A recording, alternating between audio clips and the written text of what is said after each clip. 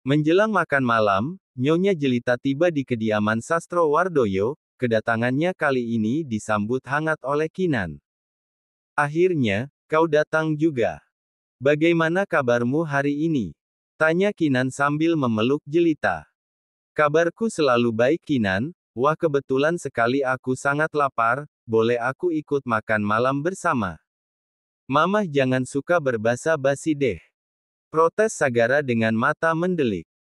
Nyonya Jelita malah tertawa terbahak-bahak, akhirnya suasana ruang makan yang tadinya hening, mendadak menjadi ramai. Selesai makan malam, mereka memutuskan untuk mengobrol di ruang keluarga, sedangkan Saga sedari tadi memperhatikan gerak-gerik Sandra yang mulai mencurigakan.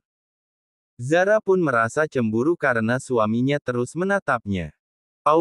Sakit sayang. Kenapa kau malah mencubitku? Matamu jangan jelalatan, apa kau mau mencari penggantiku karena hal itu? Hal itu apa sayang? Tanya balik Saga. Alah sudahlah, Mas Saga jangan berpura-pura bodoh. Cetusnya dengan bibir kerucutnya. Kau cemburu. Bodoh amat. Jawab Zara.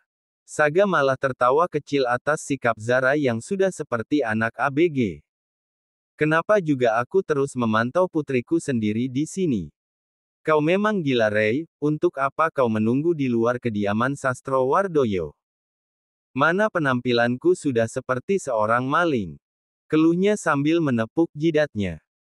Rupanya Rei diam-diam mengintai kediaman Sastro Wardoyo, niatnya ia ingin membawa pergi Akila, atau tepatnya menculiknya, karena Rei sudah tidak ingin menunggu waktu yang lama lagi, ia sudah tidak sabar ingin dipanggil papa oleh putri kecilnya.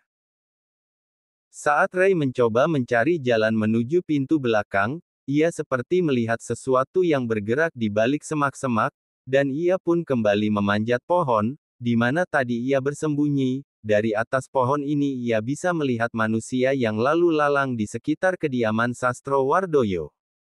Oh my god! Sepertinya ada penyusup yang mencoba masuk. Ucapnya sambil melihat jam di tangannya.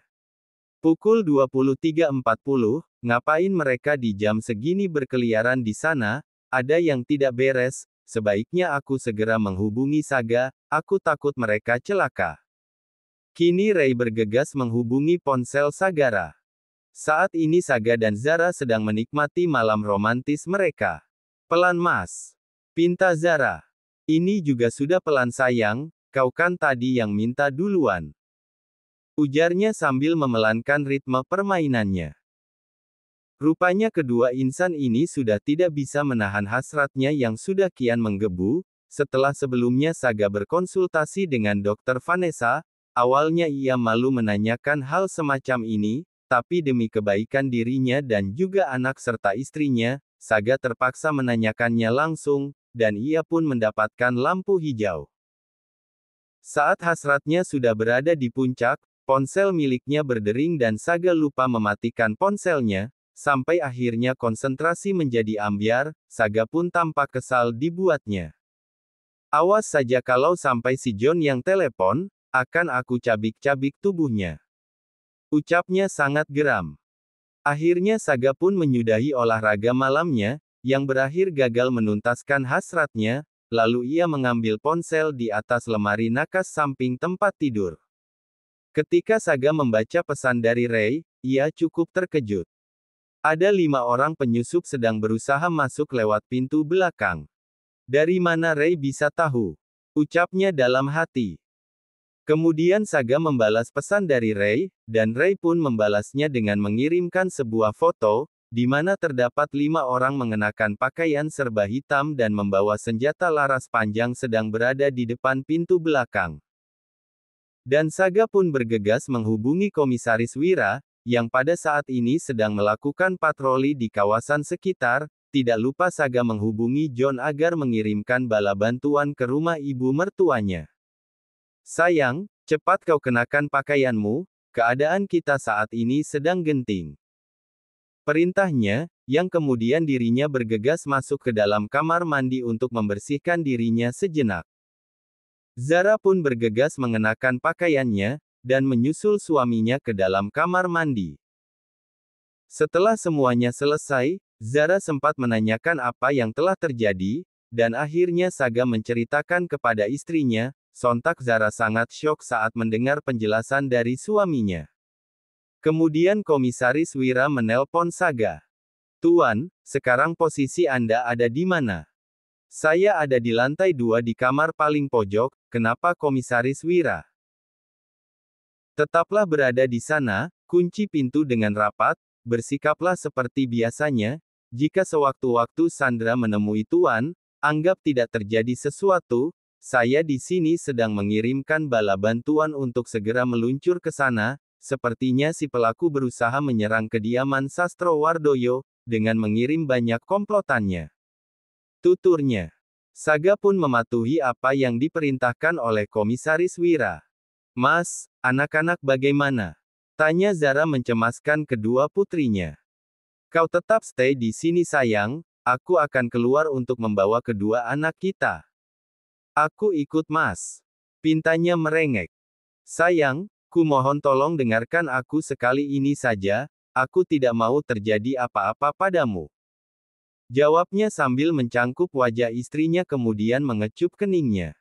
Akhirnya Zara membiarkan suaminya pergi menuju kamar kedua putrinya seorang diri. Perlahan Saga mencoba melangkahkan kedua kakinya menuju kedua kamar putrinya, belum sampai menuju depan pintu, tiba-tiba saja Sandra datang mencegatnya. "Tuan malam-malam begini mau kemana?" tanyanya sambil menatap sinis. "Ke kamar putriku, memangnya kenapa?" jawabnya berbalik sinis menatap Sandra. "Memangnya ada keperluan apa Anda pergi ke kamar putri Anda?" Saga pun semakin naik pitan dibuatnya, namun ia mencoba untuk meredamnya semaksimal mungkin.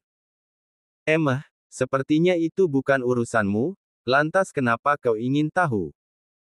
"Kepo sekali kau jadi orang, minggir, kau sudah menghalangi jalanku," perintahnya berbicara ketus. Akhirnya Sandra pun mengalah dan ia langsung menyingkir sambil membungkuk. Kemudian Saga bergegas masuk ke kamar putrinya, tanpa berpikir panjang, ia langsung menggendong keduanya yang masih tertidur lelap. Saat Saga hendak keluar kamar, rupanya Sandra masih berada di sana dan mencoba kembali menghadangnya. "Minggir, kau menghalangi jalanku," bentaknya kesal. "Untuk apa Anda membawa anak-anak Tuan? Bukan urusanmu, aku bilang minggir ya minggir." Akhirnya Sandra kembali mengalah sambil tangan dikepal, rahangnya seolah mengeras menahan rasa kesal. Dengan langkah yang cepat Saga buru-buru masuk ke dalam kamar tidurnya bersama kedua putrinya yang masih tertidur pulas dalam gendongannya. Zara yang menyadari kehadiran suaminya, ia buru-buru membuka handel pintu, kedua bola matanya berbinar saat sang suami berhasil membawa kedua putrinya, lalu kamar pun kembali ditutup dan dikunci. Sandra yang menyadari hal aneh pada Saga, ia mulai menaruh curiga jika aksinya kali ini sudah tercium olehnya. "Mas, apa yang dikatakan wanita itu?" tanya Zara mulai gelisah. "Sudahlah, kau tidak usah memikirkan wanita itu, yang penting kedua anak kita dalam keadaan aman. Oh iya, aku akan segera menghubungi mamaku, ia harus segera tahu." Kemudian Saga bergegas menghubungi ibunya, beruntungnya Nyonya Jelita belum tertidur pulas, kali ini ia tidur satu kamar dengan Kinan. "Halo Saga, ada apa kau menelpon Mama tengah malam begini?" Akhirnya Saga menceritakan apa yang telah terjadi kepada ibunya. "Cih, sudah kuduga anak sialan itu akan mulai berulah," cetusnya. Sontak Saga pun kaget atas perkataan dari ibunya. "Mam, apa yang kau katakan barusan? Aku benar-benar tidak mengerti." "Lantas apa Mamah tahu siapa pelakunya?" "Ya, Mamah tahu siapa yang ada di balik semua ini. Rupanya bocah sialan itu tidak main-main dengan ancamannya. Mamah tidak menyangka setelah 4 tahun kemudian ia melancarkan aksi gilanya. Arkhe sungguh sial." Umpatnya sangat kesal. Kenapa Mamah bisa mengenal pelakunya? Apakah Mamah ada kaitannya dengan semua ini? Ini semua sungguh sangat membingungkan, keluhnya dalam hati.